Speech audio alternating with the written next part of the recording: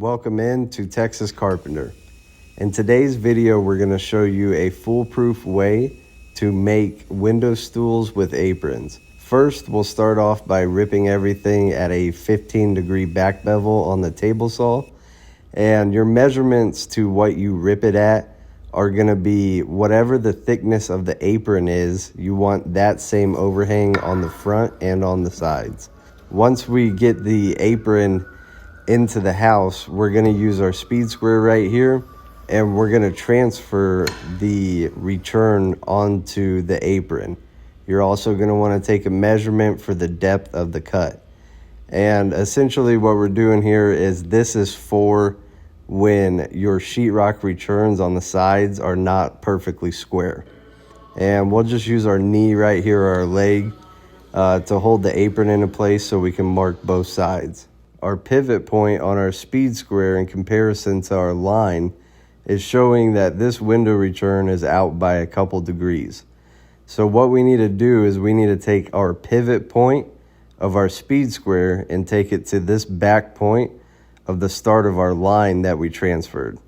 We'll make a mark right at that measurement, and it's super easy just to use your measurements on your speed square to be able to make an accurate mark to be able to transfer this line.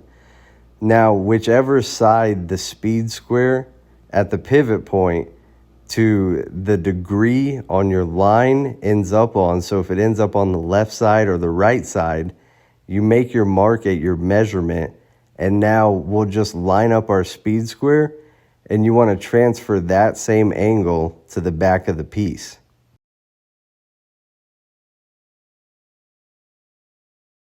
Make sure you circle your mark so you don't get confused which is which. Now we'll take our 3 1/4 minus measurement, and we'll pull the tape and go from the back of the window stool out to the front edge of that line. And we're going to pull that 3 1/4 minus. We'll make a mark right here, and that'll be the front edge of our notch that we cut out for the window stool. Once we get our measurement marked, we will now take our combination square and transfer that line over to the edge of the board. Now these pieces are cut a couple inches oversized to what we need, just to make it easier to scribe all of our lines and not be trying to hold it in place on a perfect line.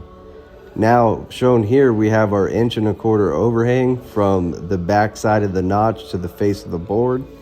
Now we're going to mark an 1 1/4 from the point of our notch over to the overhang towards the edge of the board. So here we'll just burn a random inch at 4 inches and mark our 1 1/4. Now that line is where we're going to make our square cut, and the rest will be notched. Next, you just got to do it to all of the boards. In this house we have 11 window stools and aprons, so we run through and we mark everything at once, bring it back to the table, and transfer all of our lines as needed. Some of the returns are square, some are out by a couple degrees, so we run through the same process on every single one of these.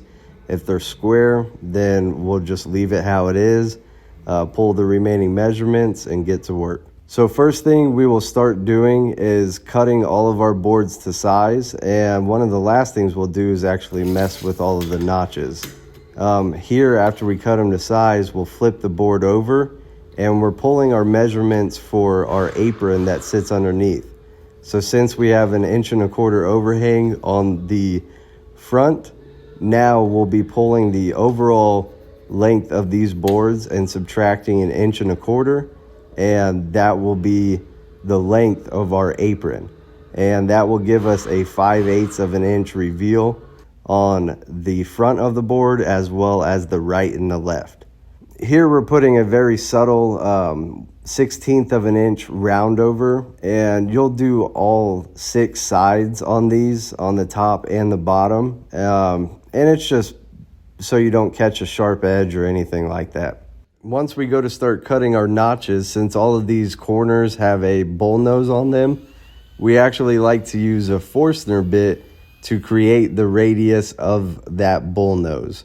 And what this does is it gives a super clean radius and takes all of the guesswork out of using a bottle cap or a coin or something along those lines.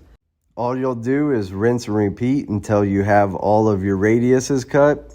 I like to personally use a jigsaw to finish all of the remainder of the cuts, since the angles of the returns do change. If you used a chop saw or a miter saw, you would be adjusting it constantly to achieve all of these angles. Another option that you could use as well is free-handed on a table saw. The jigsaw is just my preference. The last step we like to do is take the grinder to put a back bevel on all sides of the notch to match our original table saw cut. What this is going to allow is whenever you go to slide it down into place, since some of these are going to have a conflicting angle on them, that it won't cause sheetrock damage and that it'll slide down with ease without the potential of breaking the board as well. Now that we've got all our window stools and aprons cut to size, we're going to start preparing for install. These are some shims we like to make to slide underneath the window. It's just super easy process. We make varying widths between a 1/16 of an inch and a 1/4 of an inch. Now we'll stack them together and cut them to about 1.5 inches, 2 inches long. Last but not least, that leaves us with the install. Now we'll just place all of our shims underneath the cover at the bottom of the window. You'll mark those shim placements, and on these vinyl windows, you might want to check for level because sometimes that gets bowed even with the low expansion foam. Next, we'll go to tilt in our window stool, and if you do need to manipulate it into place, we just got a scrap piece of wood and our mallet. And sometimes you just got to give it a little taparoo just to be able to seat it nicely into its opening. Here's our little 5/8 of an inch cheater block. So we'll go ahead and put that on the far ear right over here. We'll scribe a little line. And after we get this window stool nailed off with the 15 gauge as shown here at our shim placements, we'll just be able to line up the pillow underneath it right to that mark, and we'll have a perfect 5/8 inch of a reveal. So as we nail off our apron underneath the window stool, we'll be using our torpedo level just to make sure it's level at all the shim placements. So we can manipulate the apron just a little bit up and down, so that way the window stool sits perfectly level across and front to back. The final thing we go and do is, after we know it's all sitting level, we'll nail off the front side of the window stool, and there you have it. Perfect fitting window stool every time. Thanks for watching.